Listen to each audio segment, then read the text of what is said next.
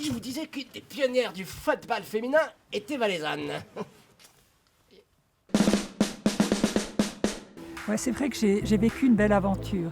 Quand j'avais 12 ans, j'ai un camarade d'école qui me dit un mercredi, il me dit « Madeleine, tu sais, cet après-midi, je vais jouer avec le FC Sion. » Et puis pour moi, je lui ai dit « Mais toi, tu es un garçon, tu peux y aller, moi je suis une fille, je peux pas. » Puis il me dit « Écoute, si tu veux, je demande à l'entraîneur. » Et le lendemain matin, on refait sur le chemin de l'école et puis je lui dis « Alors ?» Il me dit « Ouais, l'entraîneur est d'accord. » La semaine suivante, je suis partie avec lui et nous avons été à l'ancien stand, ici, sur Sion. Et mon copain Gilbert a fait tout son entraînement. Et à la fin, l'entraîneur dit « Il est où ton phénomène ?»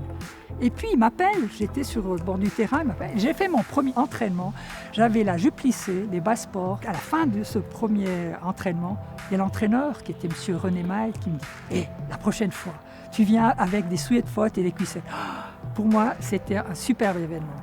Alors suite à ce premier entraînement, on se trouvait en 1965 et puis les Félunois se rappellent bien puisque en 1965 c'est la première fois que le FC Sion avait gagné sa Coupe Suisse et leur donnait le droit de jouer un match international, la Coupe d'Europe, contre Galatasaray. Et en ouverture de ce match, les juniors du FC Sion étaient sollicités, c'était les juniors C1 contre les C2 et je faisais partie de cette catégorie.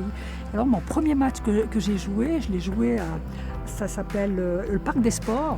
Et j'ai fait mon premier match. Et je suis de la même génération qu'un gars connu dans le football qui est Bertine Barberis. Et en faisant ce match, les gens étaient étonnés parce que les filles, à ce moment-là, ne jouaient pas au football. Et Sion a gagné. Ils ont gagné 5-1. Il y a eu un article dans tous les journaux. Et là, ce jour-là, il y avait énormément de journalistes. Et quand ils ont relaté le match de Sion, ils se sont intéressés à la petite jeune fille, Lamine, qui joue au foot. Les journalistes sont adressés à la session, on dit « Mais hey, comment ça se fait que cette fille joue au foot ?» Et puis le FC a dit « Regardez, elle a reçu la licence, elle a le droit de jouer au foot. » C'est grâce à cet événement-là, j'ai eu cette licence qui me permettait de jouer avec les garçons, mais j'étais la première et l'unique fille à qui on a autorisé de jouer à ce moment-là, quand on était en 65.